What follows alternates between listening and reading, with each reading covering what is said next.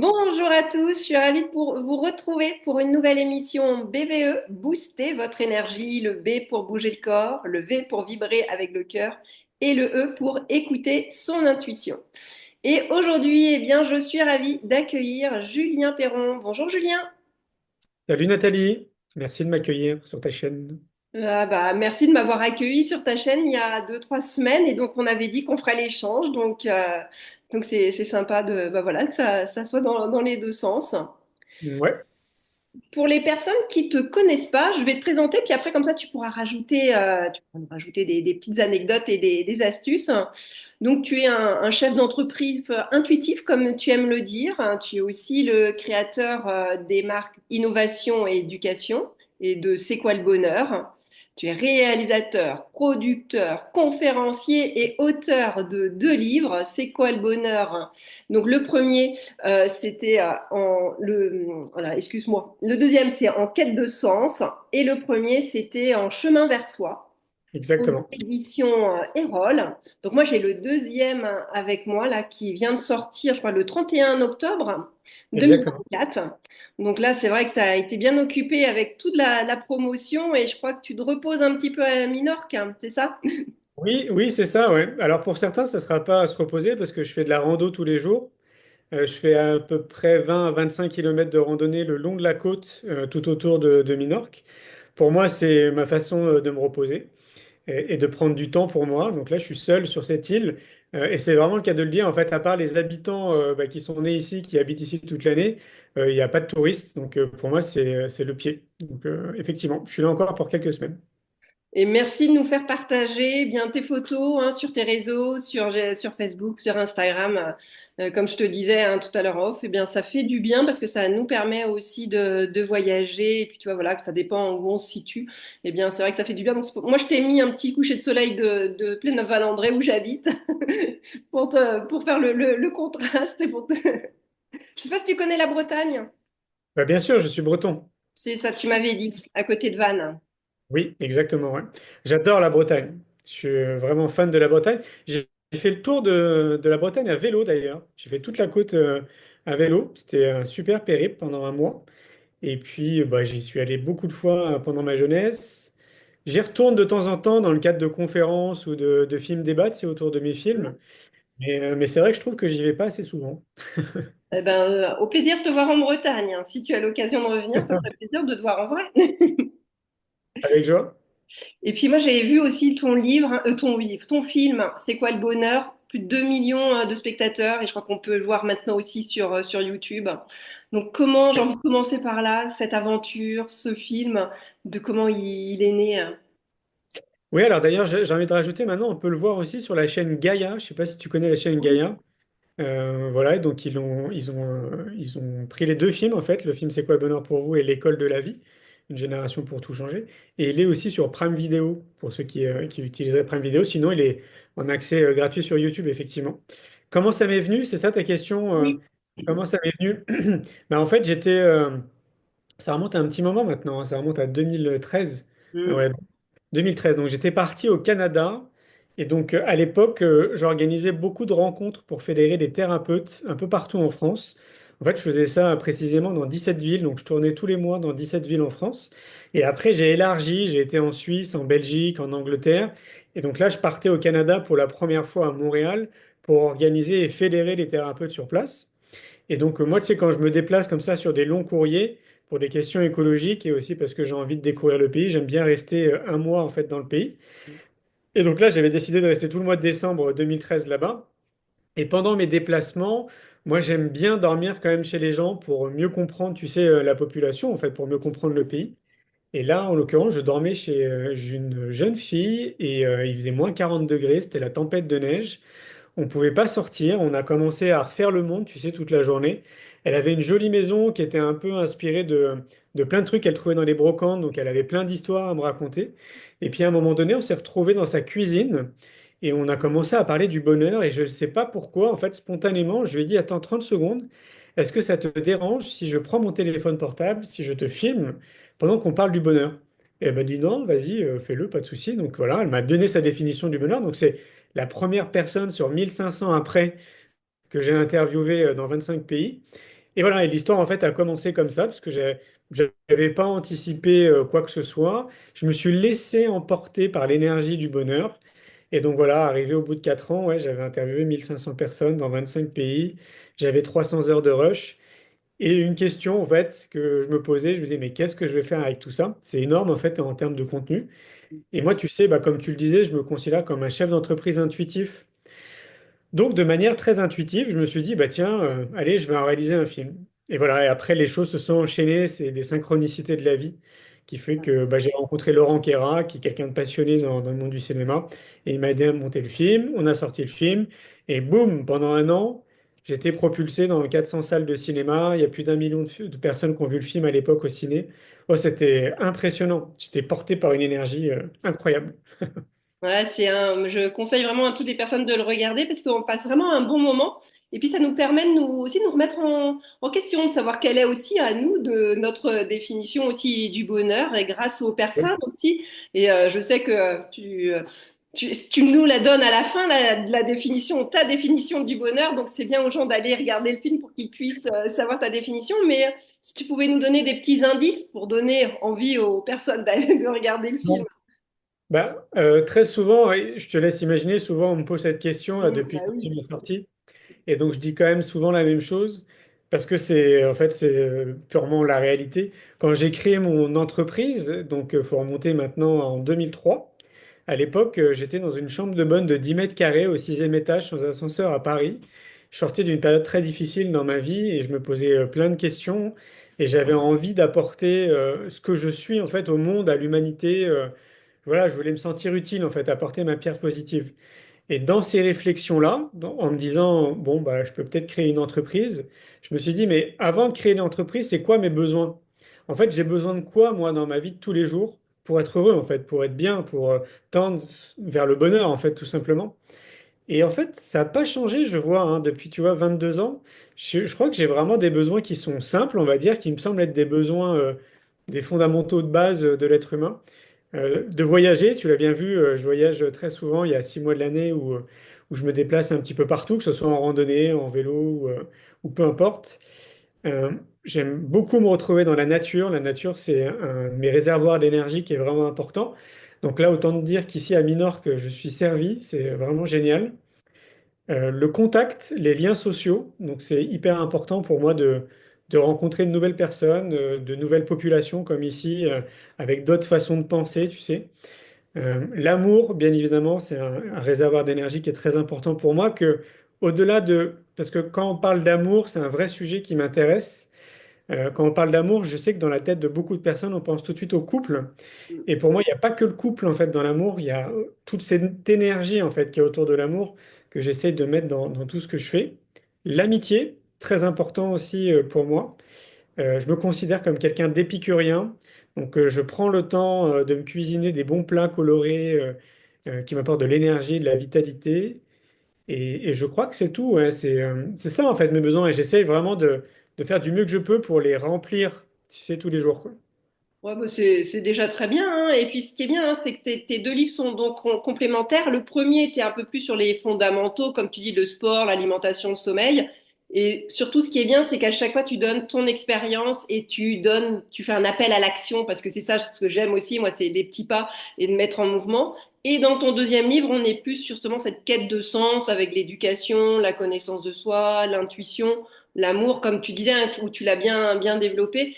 Et ce qui est bien, c'est les petites recos à la fin de chaque chapitre où on peut aller un peu plus loin. Tu nous donnes aussi bah, soit des films, soit des livres. Et c'est assez complet, mais c'est surtout aussi, bah, tu vois, c'est tes expériences en fait que tu as voulu, que tu t'es nourri et que pour écrire, parce que c'était pas facile pour toi, hein, parce que je sais pas si les personnes te connaissent, mais t'avais ce souci hein, de dyslexie et dysorthographie, c'est ça?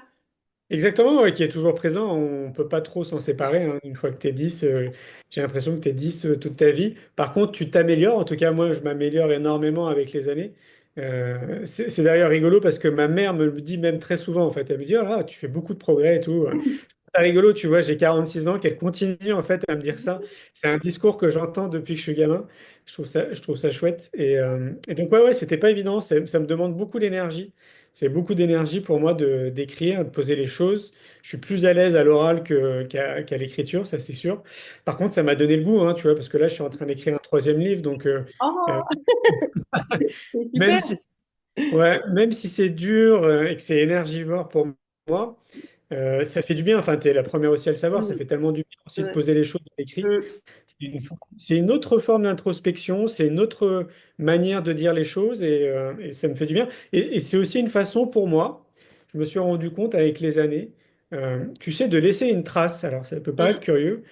Et en fait, je sais pas, ouais, comme je sens que j'ai une mission, je me sens vraiment missionné sur cette vie là terrestre, ben, je me dis que, enfin, je ressens dans ma mission que d'écrire des livres, de réaliser des films, de faire en fait tout ce que je fais, le jeu de cartes, etc., ça permet de laisser des traces en fait pour l'humanité. Et ça m'apporte beaucoup de joie interne. mm. Donc ouais, là, je suis déjà en train d'écrire le troisième. Ah, bravo! Et effectivement, j'ai ce même sentiment de laisser une trace, le fait d'écrire, parce que tu vois, c'est ça, on peut faire des conférences, on peut faire des ateliers et tout, mais là, je ressentais ce même besoin de laisser une trace. Et puis après, je pense que quand on n'a pas d'enfant, eh bien, un livre, c'est un bébé aussi, hein, tu vois, c'est comme Tout à si fait. c'est tes enfants, donc c'est bien. Le troisième vient bientôt arriver. Bah, merci de nous l'annoncer et bonne écriture à toi, ça, c'est super. Moi, Merci. bravo, hein. Donc, tu vois, Merci. sur ma chaîne YouTube, BVE, booster votre énergie. Le B, c'est bouger le corps. Donc, est-ce que tu voudrais nous dire un petit peu qu'est-ce que toi tu fais pour bouger ton corps? Qu'est-ce qui t'anime? Qu'est-ce qui te fait du bien? Bah, comme je te le disais, là, je suis venu précisément à Minorque pour plein de raisons, mais dont notamment le fait qu'on peut faire le tour de l'île en randonnée. Donc, moi, la randonnée, c'est un point qui est assez important quand même dans ma vie. Je crois que j'en fais depuis que je suis tout gamin, en fait. Je me vois encore, tu sais, vers l'âge de 10 ans avec ma mère dans les montagnes en train de randonner. Donc, elle nous a initiés à ce goût-là parce qu'elle-même aussi adore la rando. Donc, merci maman. Et donc, ça, c'est un point qui est important. Quand je suis à Montpellier, je fais beaucoup de vélo. Moi, tu sais, je commence mes journées vers 5h30 du matin et je décide d'arrêter mes journées vers 4h30 de l'après-midi pour me laisser le reste de la journée justement pour moi. Et donc, très, très souvent, je prends mon vélo et je vais à la plage parce que en 45 minutes, en gros, tu es à la plage, tu es en vélo à la plage. Et puis sinon, dans ma vie de tous les jours, quand je suis aussi en train de bosser, je pense que je dois je sais pas, à peu près peut-être tous les heures, sans trop chronométrer, hein, mais à peu près toutes les heures, je me lève et je bouge en fait, je fais des trucs. Donc moi, je bosse de chez moi quand je suis à Montpellier. Donc j'adore faire la vaisselle par exemple, donc je peux faire la vaisselle. Je peux faire le ménage, tu vois, chez moi par exemple, entre deux mails. Enfin, je remets du mouvement, mais continuellement en fait dans ma vie de façon très variée. Parce que j'ai compris que c'était vraiment un point qui était essentiel et que notre société nous a sédentarisés, donc on a vraiment besoin de ça. Ouais. D'ailleurs, dans les zones bleues, pour ceux qui connaissent pas, les zones bleues, il y a 5 zones dans le monde où on a répertorié le plus de centenaires. Parmi les points et les outils qu'ils ont mis en place naturellement, en fait, leur hygiène de vie, il y a notamment le mouvement. C'est les personnes âgées qui ont encore 110, 115, 120 ans et qui continuent encore de bouger.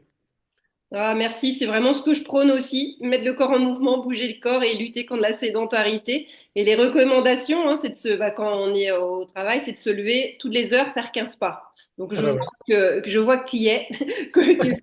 Et tu vois, de bien différencier l'activité sportive de l'activité physique. Et c'est vraiment, tu vois, il y a des gens bah, pour qui c'est pas facile de faire le sport ou qu'ils aiment pas. Mais si on leur dit, faites de l'activité physique et faites comme tu viens de le dire, de faire du ménage, de faire de l'aspirateur, de faire la vaisselle, c'est déjà de mettre le corps en mouvement. Donc, allez-y, continuez. Et c'est ce qui fait du bien. Exactement. Puis même tout simplement, je pense que la marche est accessible Ouais. déjà à quand même un bon nombre de personnes. Donc juste aller Mm. marcher le temps que vous voulez, mais juste marcher. Rien que ça, si vous le faites tous les jours, c'est déjà super. Tu sais, j'avais une de mes recommandations, moi, c'est déjà de marcher 30 minutes, hein. Ça, c'est aussi, c'est pareil, c'est l'OMS qui le dit. Et j'avais une Ouais. personne que je suivais, tu vois, en fait, son médecin lui avait dit de marcher 1 heure. Et en fait, il voulait pas. il lit mon livre, il voit 30 minutes, et bien lui 30 minutes c'était bon et il le fait depuis tu vois là, depuis un moment là voilà, je l'ai eu dernièrement et tu vois, c'est pour ça que je préfère moi aussi les petits pas, je préfère dire faites 30 minutes par jour et même 10 minutes le matin, 10 minutes le midi, 10 minutes le soir, je sais pas mais déjà si vous le faites déjà 30 minutes tous les jours, ce sera déjà mieux beaucoup plutôt que de dire voilà, 1 heure je le ferai jamais quoi. C'est clair. Et le combo idéal, j'ai envie de dire, c'est de l'associer avec la nature. Mm, Alors, je sais peut-être que dans la tête de personnes qui vont dire, moi j'habite Paris par exemple, c'est compliqué. Moi j'ai habité Paris pendant 34 ans, donc je sais ce que c'est. Bah, qu'est-ce que je faisais? Soit je prenais mon vélo et je faisais 1 heure à 1 heure et demie de vélo pour me retrouver dans une forêt, donc en l'occurrence le plus près pour moi c'était le bois de Boulogne. Soit j'allais dans des parcs en fait, tout mm, simplement. Il y a plein de parcs à Paris, dans les grandes villes, il y a plein de parcs. Et plutôt que de marcher que dans la rue, bah, mm. je préférais marcher dans le parc où il y avait des arbres, la nature, etc. quoi. Mm. Je suis d'accord avec toi, j'ai aussi habité à Paris, alors moi j'allais au parc Monceau. Ah, génial, ouais. Tu vois, qui Ok. était, voilà, mais voilà, il y avait des arbres, il y a la nature, tu vois, d'entendre même les petits oiseaux quand on est à Paris. En tout cas, à Paris, ce qui est bien, c'est qu'il y a quand même des parcs. Donc, vous en avez toujours un qui est pas trop loin ou un square qui est pas trop loin d'où vous habitez. Donc, notre recommandation, c'est bouger le corps et allez, mettez du mouvement. Faites-vous plaisir. L'intuition aussi, tu vois, écouter son intuition, c'est quelque chose qui nous tient à cœur et qui te tient à cœur. Je pense que toi, tu l'as développé depuis que tu es tout petit, hein, ce que j'ai cru Ouais. comprendre. Oui, oui, c'est ça, ouais. Oui, oui, d'ailleurs, ça s'est fait quand même assez naturellement, hein, quand j'y réfléchis comme ça. Tu vois, il n'y a pas eu à un moment donné, je sais pas, quelqu'un qui m'a dit, ah, tu sais ce que c'est l'intuition ou pas.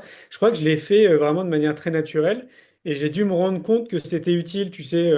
Et donc, j'ai dû continuer, je pense, un peu comme un muscle à cultiver ce truc-là.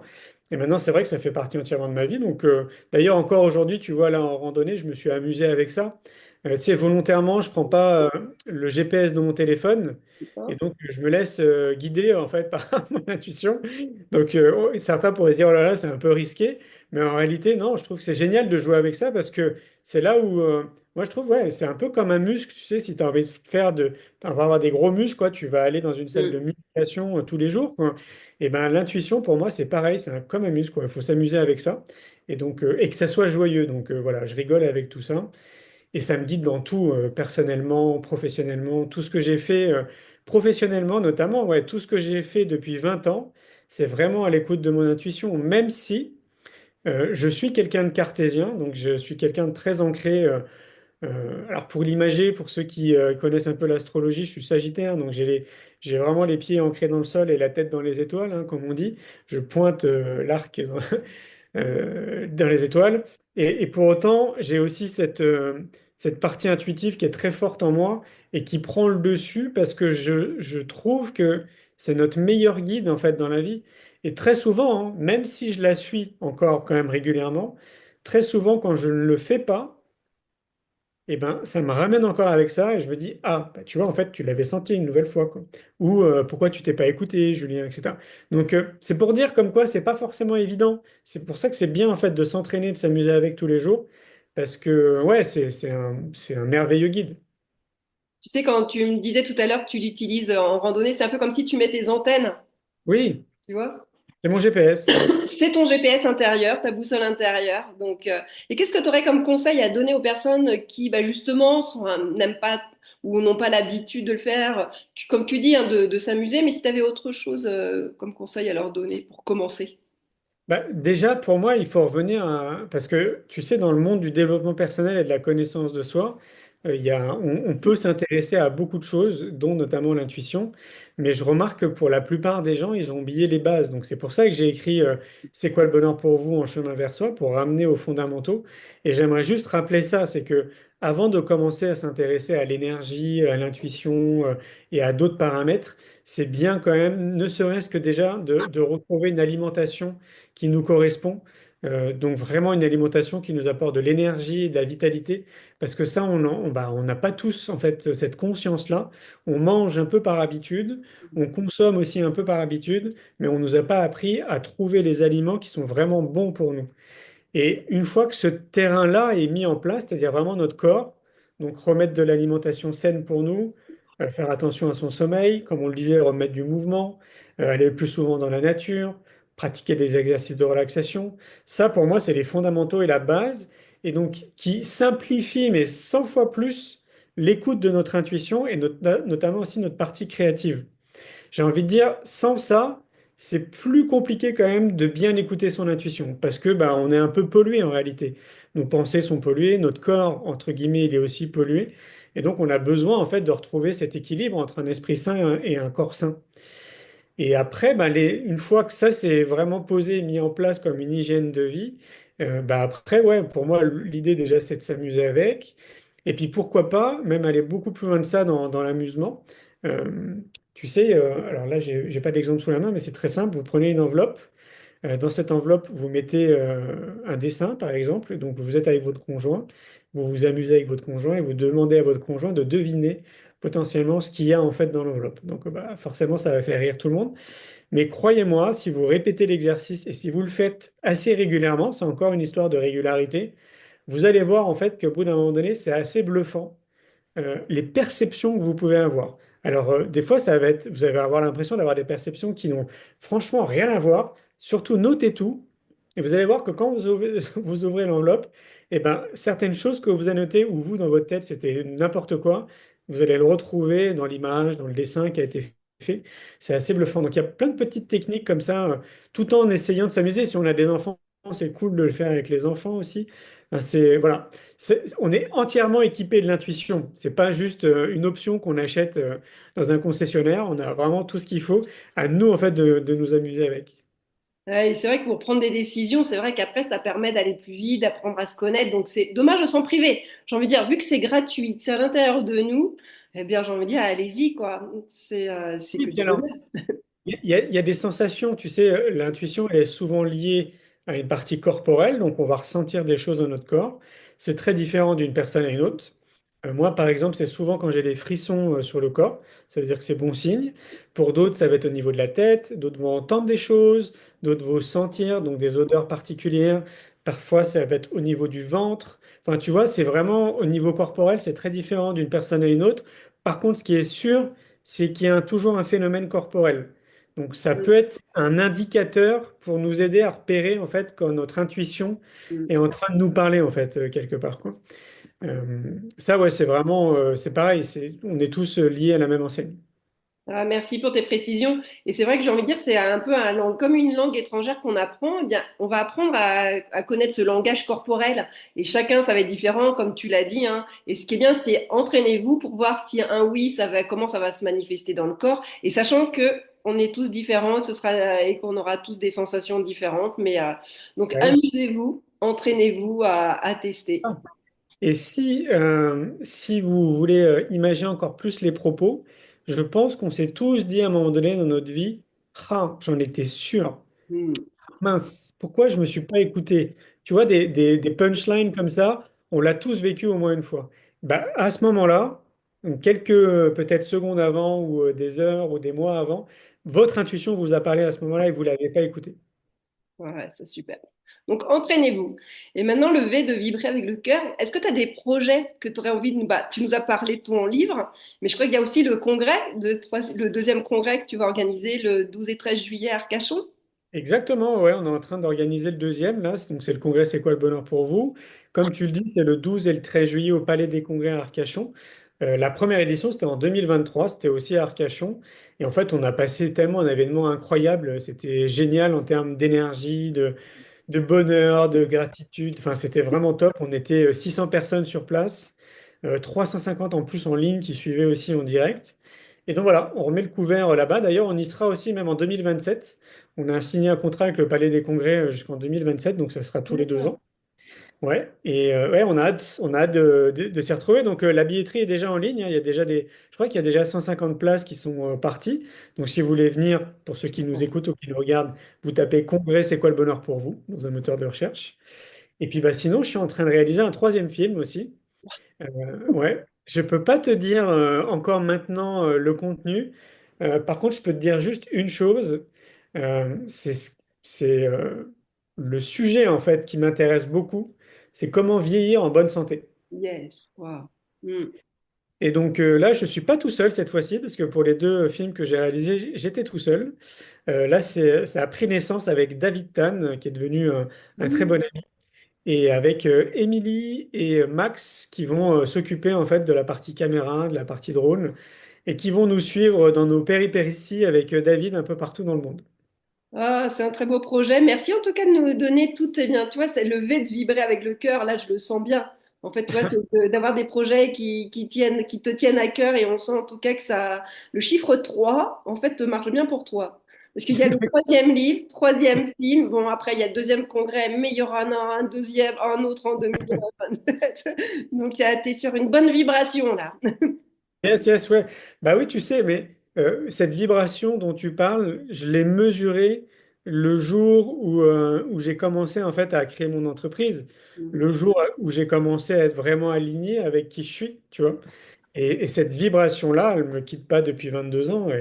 Et d'ailleurs, je me rappelle très bien, c'était assez bluffant. Peut-être que tu le vis ou que tu l'as vécu.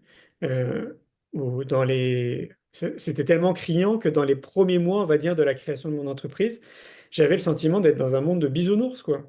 Tu sais, tout était parfait. Je rencontrais les bonnes personnes au bon moment. Enfin, tout était super fluide et aligné. Et je me suis posé beaucoup de questions par rapport à ça. Je me disais, mais c'est dingue quand même ce qui se passe. C'est ça en fait la vie. Est-ce que c'est ça le flow? Et je continue à vivre ça de manière assez différente maintenant, mais je me sens toujours hyper bien aligné avec ma mission de vie. Donc c'est toujours très, cette énergie, elle est toujours là en fait. Ouais. Bah, on sent en fait, c'est ça, et en fait, effectivement, quand on est aligné, on attire à soi les bonnes personnes, en fait, tout se même, et on sent que tu as fait tout le travail avant. Tu vois, c'est aussi, je pense, c'est toute Ah ton oui. expérience, tout ton vécu, et qui fait que bah, tu es la personne que tu es aujourd'hui et que tu peux rayonner, et surtout, eh bien, que tu transmets, que tu sèmes des graines. Exactement. Et surtout, je continue à prendre soin de moi. C'est-à-dire que toute cette énergie que je mets, je ne pourrais pas la mettre si je n'étais pas ma priorité de tous les jours. Donc c'est vraiment une discipline, c'est une vraie régularité de vie, une hygiène de vie. Et donc je me fais passer en priorité dans ma vie de tous les jours, bah, justement pour être bien, tu vois, pour être bien dans ma tête, pour être bien dans mon corps, pour m'aider aussi à pouvoir essayer de transmettre tout ce que je mets en place et transmettre mon énergie. Parce que rien que ce qu'on est en soi, en fait, c'est hyper inspirant pour les autres. Et c'est vrai, hein, le mot de se mettre en priorité, j'aime bien le dire, moi, des fois, d'être number one. Parce que C'est si on n'est pas bien avec soi, on sera pas bien avec les autres. Donc, c'est exactement. important de prendre soin de soi. Mais c'est pas toujours facile, hein, dans les personnes que j'accompagne aussi. Ils n'arrivent pas toujours à le mettre en premier. Mais c'est pareil, c'est de l'entraînement. Mais Tout quand à tu fait. leur donnes cette indication aussi, voilà, que si tu es bien avec toi-même, bah, tu seras encore mieux avec les autres. Et je dis, ah, c'est peut-être ça serait une bonne piste, tu vois, mais c'est parce que c'est dans l'éducation, ça n'a pas été mis comme ça non plus. Ça peut être super long, en fait, ça peut être très rapide pour une personne, mais ça peut être très très long aussi pour une autre. C'est très, bah, du coup, différent d'une personne à une autre. Parce qu'on ne nous l'a pas appris, donc il faut se déconditionner de plein de choses, se reconditionner, se créer de nouvelles habitudes qui sont plus saines en réalité pour nous. Parce que sans s'en rendre compte, on a donné notre accord à beaucoup de choses. Tu sais, on a beaucoup de croyances limitantes qui sont pas du tout dépendantes de nous, en fait, qui sont liées beaucoup à notre conditionnement sociétal, parental, éducation, politique, médiatique, etc. Donc, ouais, c'est haut les cœurs, en fait, pour les gens qui se mettent en chemin, là, maintenant. Déjà, bravo de le faire. Et surtout, persévérer, quoi. Soyez patients, continuez. Ayez une vraie rigueur, j'ai envie de dire, pour vous-même, parce que ça paye, en fait, au bout d'un moment donné. Ah, c'est clair. Est-ce que tu as un autre message à transmettre aux personnes qui nous regardent? Tu vois, on est en début d'année 2025. Qu'est-ce qui t'anime et qu'est-ce que tu aurais envie de dire en plus? Ah, bah, tu sais, moi, j'ai une citation dans mon bureau qui est de Gandhi, qui s'intitule Sois le changement que tu veux voir dans le monde. Qui est pour moi en fait plus qu'une citation, en fait ça représente tout ce qu'on veut tous dans notre société.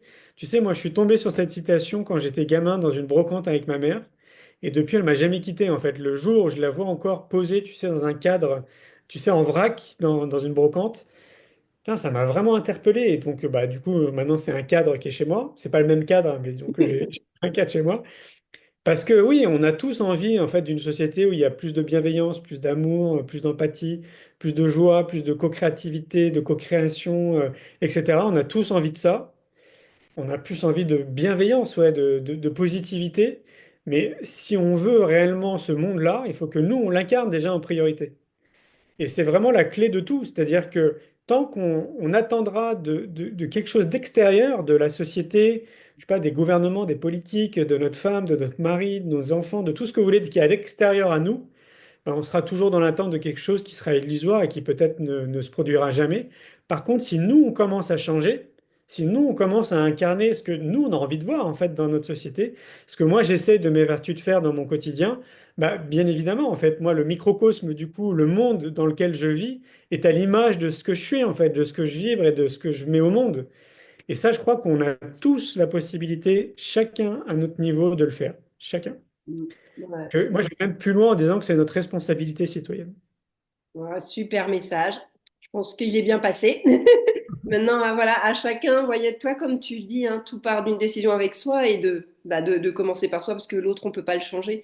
Mais tu vois, c'est tellement plus facile de dire à quelqu'un de faire ça, mais tu devrais changer. Tu vois, c'est plus facile plutôt que soi de se remettre en cause. Mais c'est clair. Bah oui, mais parce que c'est pareil, c'est notre mode de fonctionnement, tu sais, naturel. Dans notre vie de tous les jours, on est hyper aussi conditionné et inspiré par ce qu'on voit dans les films, dans les séries télé, enfin, tellement de choses. Tu vois, j'écoute de temps en temps une émission, je sais pas si tu connais Légende sur YouTube, qui est aussi sur Spotify. C'est Guillaume Play, en fait, qui anime cette émission. Et hier soir, je suis tombé par hasard hein, sur une émission où il interviewait une personne qui bosse, comment ça s'appelle? Tu sais, ceux qui font les enquêtes quand il y a des crimes. Ah oui, Bon, j'ai plus le nom. Enfin, on les voit, gens, voilà. Ils vont on voit ce comprendre. que c'est. Et en fait, ce gars-là, donc j'ai écouté les 10 premières minutes et il nous expliquait que ce qu'on pense, nous, donc dans notre tête en tant que citoyen, de ce qui se passe quand il y a une enquête, c'est très souvent l'image de ce qui est reflété dans les films et dans les séries télé. Donc, et lui, il nous expliquait que ça n'avait rien à voir. C'était mais pas l'inverse, mais quasiment quoi. Parfois, c'était même pire que ce qu'on pouvait voir en fait dans les séries. Et donc, je pense que c'est important aussi de garder à l'esprit qu'on est très influencé par tout ce qu'on nous apporte en termes d'information et que c'est notre responsabilité citoyenne, là encore, de faire le tri et d'avoir un regard critique sur l'information qui arrive à nous. À part si on l'a choisi, et là, dans ce cas-là, c'est différent, mais même quand on l'a choisi, pour moi, il faut garder notre esprit critique. C'est très, très important. Super. C'est un peu dans les quatre accords Toltec, c'est le cinquième accord Toltec qui dit qu'il faut tout vérifier, qu'il faut pas Oui, prendre la parole comme argent comptant, quoi. exactement, y compris ce que je dis, ce que Mm. tu dis. Oui. Hein, vraiment, voilà, faites-vous vos propres recherches. Tu sais, là, moi, j'ai un tatouage Oui, ici, je là. voulais te demander ce que c'était. Ah, ok, alors ça, en fait, ça veut dire Prajna Vimukti. D'accord. Prajna Vimukti, c'est un état que les hindouistes, les bouddhistes aimeraient bien atteindre. C'est une liberté du cœur et de l'esprit. Et en gros, on est dénoué de toute fausse philosophie. Donc, on est vraiment le maître à bord. Donc, ça rejoint cette idée d'avoir un esprit critique. C'est-à-dire que oui, il y a des choses qui peuvent nous inspirer, mais je ne pourrais pas te dire, par exemple, que je suis bouddhiste, chrétien, catholique, musulman ou ce que tu veux, tu vois, parce que je trouve qu'il y a des sources d'inspiration dans tellement de choses, en fait, dans notre vie, que la Prajnavimutti, voilà, c'est ça, c'est la liberté, en fait, vraiment au sens le plus large et le plus noble que ça puisse être, quoi. Ouais. Ah bah, en tout cas, il est bien, tu l'as tous les jours avec toi. Il est bien ancré en toi. Exactement. Ah, c'est super. Bah, merci beaucoup. C'est un plaisir hein, d'échanger ensemble. En tout cas, je mettrai sous les commentaires dans la bio tous tes liens, que ce soit pour les deux livres. Je remontre. Le deuxième qui est là, c'est quoi le bonheur pour vous en quête de sens aux éditions Erol. Donc n'hésitez pas. Et puis il y a le premier et surtout il y aura le troisième qui c'est bien ça de nous. Donc bonne écriture à toi. Il y a aussi ta chaîne YouTube, les podcasts, le jeu de cartes, l'éducation. On n'a pas parlé de ton magazine qui Oui, si oui, tu tout à fait. peux en dire deux mots ou Oui, trois. parce que c'est vrai que dans l'énergie que je déploie de Ah manière oui. je mets beaucoup d'énergie dans le monde de l'éducation ces 12 dernières années. Et en fait, on a créé un écosystème qui s'appelle Innovation en éducation. Et donc, dans cet écosystème, donc, il y a un site internet, hein, le plus simple, c'est de taper Innovation en éducation dans un moteur de recherche. Et là, vous allez arriver sur le site où on répertorie tout ce qu'on fait. Donc, il y a un podcast qui porte le même nom, il y a un congrès aussi, on a un magazine papier, Innovation en éducation, qui est distribué maintenant dans 40 pays, où on a à peu près 4000 abonnés. Enfin, on est très content. C'est un magazine qui est destiné aux parents, aux futurs parents, aux enseignants, aux professionnels dans le monde de l'éducation. Il n'y a pas de pub dedans, c'est important de le dire, c'est que 80 pages de contenu sur une thématique très précise. Et tout est rédigé par des professionnels à chaque fois dans chaque thématique. On a créé SMAC parce que, tu sais, moi, ça fait plus de 20 ans maintenant que je développe mes activités, donc on a un grand réseau, on connaît beaucoup de monde, et donc quand on imagine un thème lié à l'éducation, c'est assez simple en fait pour nous de dire, ah tiens, il y a lui qui pourrait s'en occuper, il y a lui qui pourrait répondre à telle et telle question. Donc on a de la chance en fait d'avoir vraiment des professionnels calés, tu sais, dans leur domaine. On a même des renommées mondiales dans certaines thématiques du magazine qui ont participé au MAG, donc on se sent vraiment chanceux. Et donc voilà, ouais, c'est le magazine Innovation en éducation. Ouais. Ben, je le mettrai. Et c'est vrai qu'on sent, c'est complet, en fait. C'est tout ce qui t'anime, tout ce qui te tient à cœur, en fait, que tu portes au quotidien, quoi. Et on voit que ça fait plus de 20 ans que tu le fais. C'est Donc ça, bravo. parce qu'en fait, moi, ce que je dis, ce qui m'anime beaucoup, c'est tout part de l'éducation. Hmm. Et donc, si tout part de l'éducation, tout part de la connaissance de soi, à mes yeux, c'est ma croyance. Et donc, du coup, je mets beaucoup d'énergie dans l'éducation, dans le domaine de la connaissance de soi, parce qu'on en a besoin. Ouais. Et c'est la base, comme tu le dis. C'est vrai que c'est là qu'on apprend et que c'est là qu'il faut aller mettre de l'énergie et tu le mets. Merci pour ta contribution. Avec joie. En tout cas, bah, on va te souhaiter de bonnes vacances. Vacances, comme tu disais, mais randonnées, mais en tout cas, ressourcement et écriture à Minorque. Merci. Merci en tout cas pour ce beau partage d'aujourd'hui. Et puis, j'ai envie de te dire à très bientôt. Peut-être en Bretagne ou ailleurs, on ne sait pas. Avec joie. Merci, Nathalie. À bientôt. À bientôt à tous. Et puis, je vous dis à très bientôt pour une prochaine émission BVE. Boostez votre énergie. Au revoir.